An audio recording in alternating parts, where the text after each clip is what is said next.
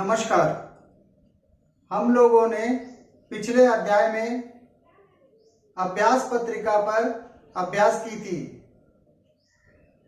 आज अध्याय संख्या 80 में हम लोग पुनः उसी अभ्यास पत्रिका पे आज अभ्यास करेंगे। पिछले अध्याय में हम लोगों ने जाना कि किसी भी पत्रिका का विश्लेषण करने के लिए सबसे पहले उस पत्रिका के लग्न तथा चंद्रमा के विषय को समझना बहुत जरूरी है, क्योंकि लग्न से तन का विचार होता है और चंद्रमा से जातक की मानसिक स्थिति का पता चलता है। इसलिए लग्न तथा चंद्रमा को देखना जरूरी है। इसके बाद हम लोगों ने एक नियम की चर्चा की थी कि यदि दो या दो से अधिक अशुभ ग्रह किसी भाव, भावेश या ग्रह को प्रभावित करे तो उस भाव, भावेश तथा ग्रह से संबंधित फल की हानि कहनी चाहिए। आज हम लोग उसी कर्म को आगे बढ़ाते हुए समझेंगे। हम लोगों ने लग्न को समझ लिया था तथा चंद्रमा को भी हम लोगों ने समझ लिया था। आज हम लोग दूसरे भाव की चर्चा करेंगे। दूसरे भाव से धन की चर्चा करते हैं। दूसरे भाव में कौन सा राशि स्थित है? दूसरे भाव में कर्क राशि स्थित है। कर्क राशि का स्वामी कौन होता है? चंद्रमा। क्या भाव में भावेश स्थित है? नहीं है। क्या भावेश की दृष्टि है? चंद्रमा की दृष्टि भी नहीं है। चंद्रमा की दृष्टि लग्न पर है। अर्थात और भाव के ऊपर में कौन कौन सा ग्रह का प्रभाव है? भाव के ऊपर में सूर्य, शनि तथा बुध, ये तीनों अशुभ ग्रह। बुध अशुभ के साथ अशुभ हो जाता है, इसलिए तीन अशुभ ग्रह का भाव के ऊपर में प्रभाव है। अर्थात भाव क्या हो गया? भाव कमजोर हो गया। भाव के ऊपर तीन तीन ग्रह का प्रभाव है, मतलब पीड़ित है, या भाव क्या हो गया? पीड़ित हो गया। अब भावेश देखते हैं। भावेश कौन है? चंद्रमा। चंद्रमा कहाँ स्थित है? चंद्रमा केंद्र में स्थित है। चंद्रमा केंद्र में स्थित है। किसके साथ स्थित है? शुक्र के साथ स्थित है। शुक्र कौन है? पंचमेश है, अर्थात त्रिकोण के स्वामी है। और त्रिकोण के स्वामी योगकारी कहे गए हैं। तथा शुक्र ग्रह गुरु से दृष्ट है। इसकी पंचम दृष्टि गुरु की चंद्रमा पर है। इस कारण यह चंद्रमा जो है बलवान हो गया, अर्थात भावेश बलवान है। दूसरे स्थान के स्थित कारक गुरु होते थे। अब गुरु की स्थिति को देखते हैं। गुरु तीसरे भाव में स्थित है। गुरु के ऊपर में कौन कौन से ग्रह का प्रभाव है देख लेते हैं। गुरु के ऊपर में किसी भी ग्रह का प्रभाव नहीं है, केवल केतु की दृष्टि है। 1 2 3 4 5, केतु की 5वीं दृष्टि है। एक अशुभ ग्रह का प्रभाव है, तो गुरु भी बलवान है। इस प्रकार हम कह सकते हैं कि इस भाव के फल अच्छे होंगे।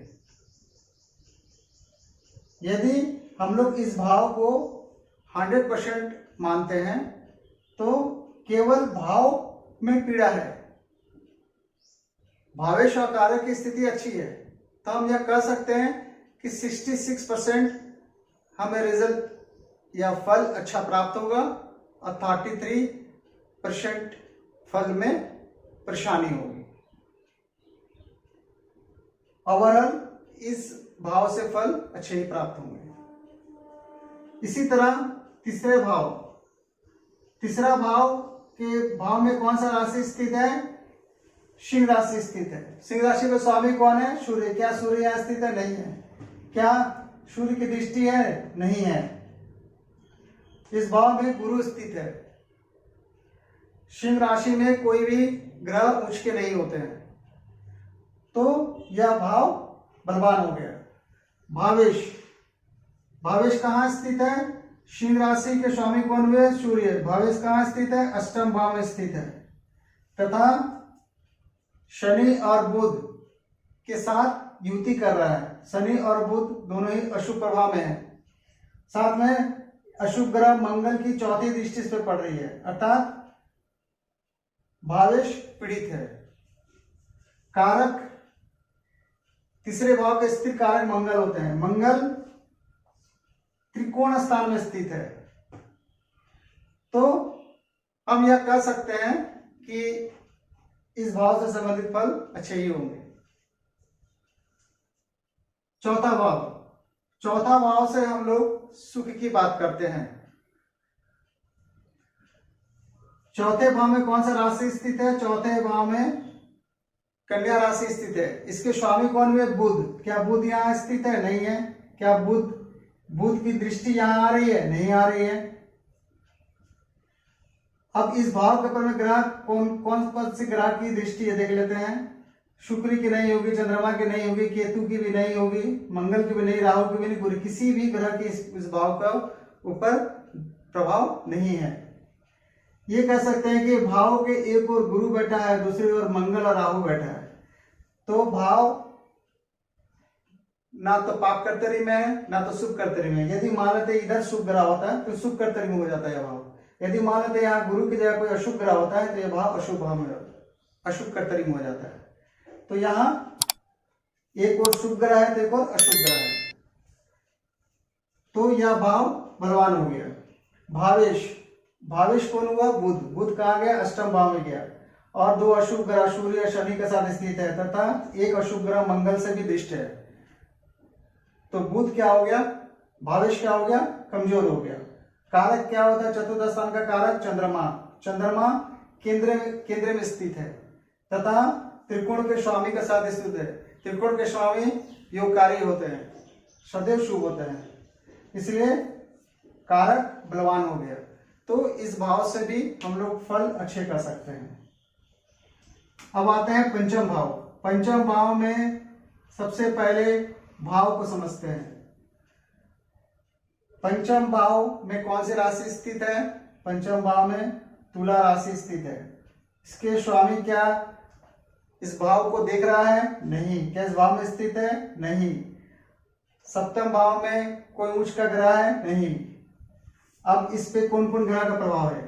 इस भाव में मंगल अशुभ ग्रह है, मंगल अशुभ ग्रह का प्रभाव है तथा मंगल षष्ठेश भी है और राहु स्थित है तथा केतु की 7वीं दृष्टि इस पे पड़ रही है और शनि की 10वीं दृष्टि 1 2 3 4 5 6 7 8 9 10 शनि की 10वीं दृष्टि इससे पड़ रही है, अर्थात यह भाव 4 अशुभ ग्रह से के प्रभाव में है। तो हम यह कह सकते हैं कि यह भाव पीड़ित है। पंचमेश अर्थात शुक्र कहां स्थित है? केंद्र में स्थित है, केंद्र में स्थित है तथा ये शुभ ग्रह गुरु से दृष्ट है। 1 2 3 4 5 गुरु की 5वीं दृष्टि शुक्र पे पड़ रही है, तो यह शुक्र जो है भावेश जो है वह बलवान हो गया तथा कारक गुरु कारक जो है वो भी बलवान है क्योंकि उस पे केतु की केवल एक अशुभ दृष्टि है।